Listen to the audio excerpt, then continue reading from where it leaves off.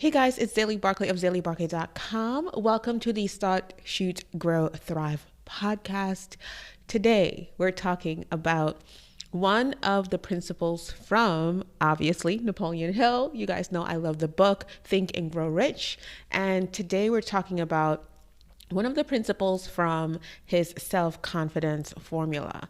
And we're talking about this today because I think that being in the online space and owning an online business and looking at what other people are doing and all of these things, a lot of times we forget that we are serving, that we are here to be of service, and that we are serving real people. So I just hosted an amazing panel with Trine and Tina, and it was for Thinkific Amplify Summit. And one of the things that Trine said was, so we were talking about if one person signs up for your course, for your online course, what can you do? Or like, how are you going to serve that person? Because that's a fear that a lot of people have. Even launching a business, people fear that no one's going to sign up or no one's going to want to buy. That's one of the biggest fears that we have when we think about starting a business or creating a new service or things like that. And we talk a lot about this on the podcast, right? Doing something that you are or you would like to be specifically known for and believing in the bigger picture of it all, and not just thinking about yourself and how scared you are, but being of service to people. So like I said before, Trine was saying we have to think about that person as a human, as a body, as a person with emotions and feelings. And that, listen, it hit me. And I had to get on and record about it because it's so true, especially in the online space right now where everyone is so number driven and the size of my email list and this and that. People don't realize that it's so much more than that. And when I say it's so much more than that, we forget that we're serving real people. We forget that these people are human. They have families, they have kids. And one thing that definitely changed my perspective on business is knowing that when I sell something, the people that are buying it for both of us. They're buying it for me and for them because I'm the right fit of person to invest in or work with, and because they need my service. So it works out on both sides. And when I say that, I mean that all parties involved are doing what's best for both parties or themselves. And when you start thinking about that, I feel like about things in that way, I should say, abundance just happens to flow. So I am going to look down at my notes because I'm going to read step number 5 in Dr. Hill's self-confidence formula, where he says, and I'm just going to read it. I fully realize that no wealth or position can long endure unless built upon truth and justice. Therefore, I will engage in no transaction which does not benefit all whom it affects. And he says, I will succeed by attracting to myself the forces I wish to use and the cooperation of other people. I will induce others to serve me because of my willingness to serve others. I will eliminate hatred, envy, jealousy, selfishness, and cynicism by developing love for all humanity, because I know that a negative attitude toward others can never bring me success. Oh, I could start breaking this down right now, but let me finish. I will cause others to believe in me because I believe in them and I also believe in myself. If that is not a whole word, and I know you guys are probably like, Zaylee, why do you love this book so much? And it's because of something like this. Something that is so simple. This paragraph is so pivotal. If we break this down, there are so many lessons that we can find in it as it pertains to us running businesses, especially in the online space where we're constantly seeing what other people are doing. It's hard not to feel like, oh man, I wish I was doing that. Or why is that happening for them and it's not happening for me? Or why don't people want to buy from me? Or you go through things like this in the online space when everyone is, it's not like before where I own a liquor store and the next liquor store is, I don't know why I said liquor store. Am I thinking about wine? Maybe. But it's not like I'm thinking, like I have a liquor store and the next liquor store is like a few blocks over. It's very different in the online space. Your competition is actually in front of you. And that's when you really have to start thinking about competition like community, right? It's a community of people, right? We are all speaking to one big thing, right? So you have to start thinking, and I got this from this book called Chillpreneur by Denise Duffield.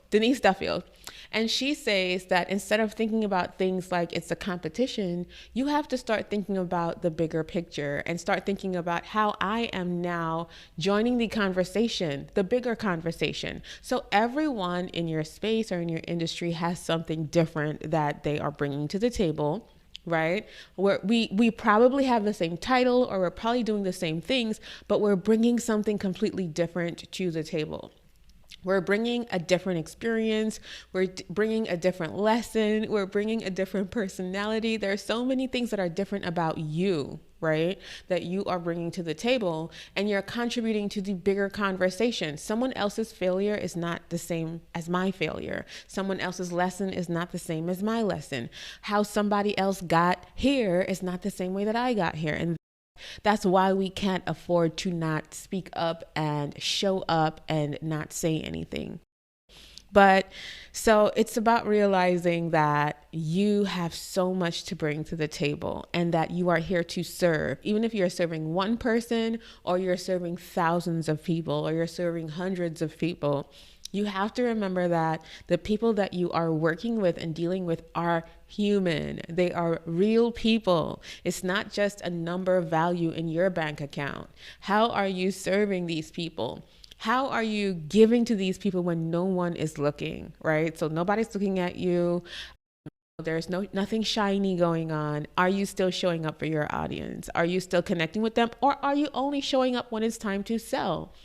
And this is why I'm an advocate for content creation and creating relationships outside of when you have something for sale, right? Because that's what's really going to show when it comes to your sales. Listen to what I'm saying. How you show up when you're not selling something is what's going to really affect when you do sell something. Because I am on some lists where they only sell or they only show up with emails and such when it's time to sell something. And so that's something that we have to think about. How are we serving?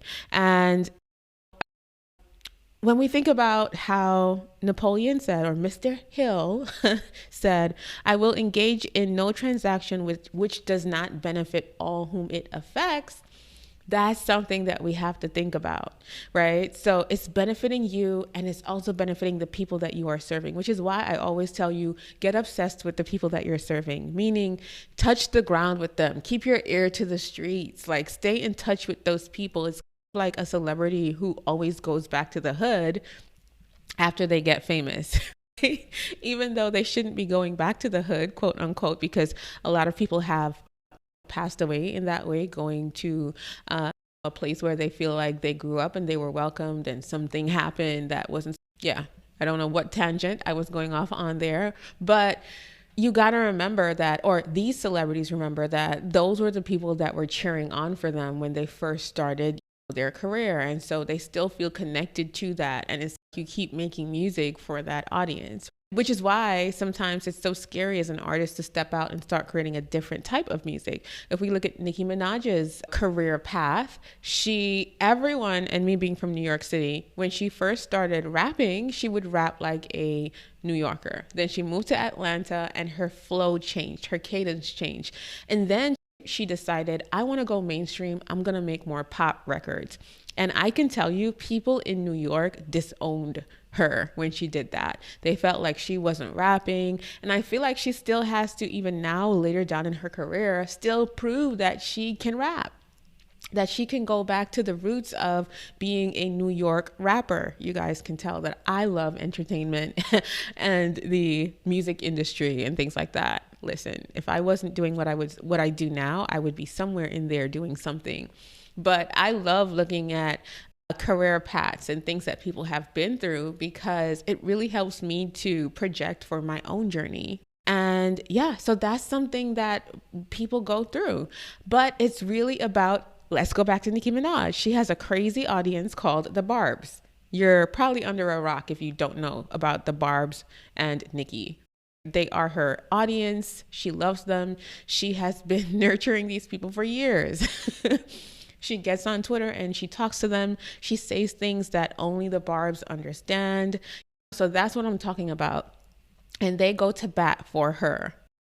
And so it's, even when you're not launching something or you're not doing anything, how are you showing up to delight the people that you have in your audience? And it's just something that has been on my mind. We have to remember that these people are real people. If it wasn't a person, they wouldn't be typing on the internet.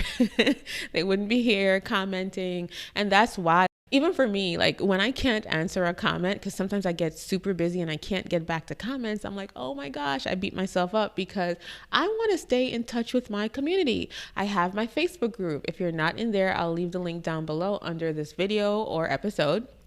But even inside of my Facebook group, it's a huge thing for me to go in and answer questions, talk to people, communicate with people. These things make such a difference because my people aren't just numbers. They're actual people that I actually care about. And the more that I can communicate that, the more that they are there or ready to buy when I am ready to serve. So we are serving each other. You are in a relationship with your customer or your client or your student or whoever it is.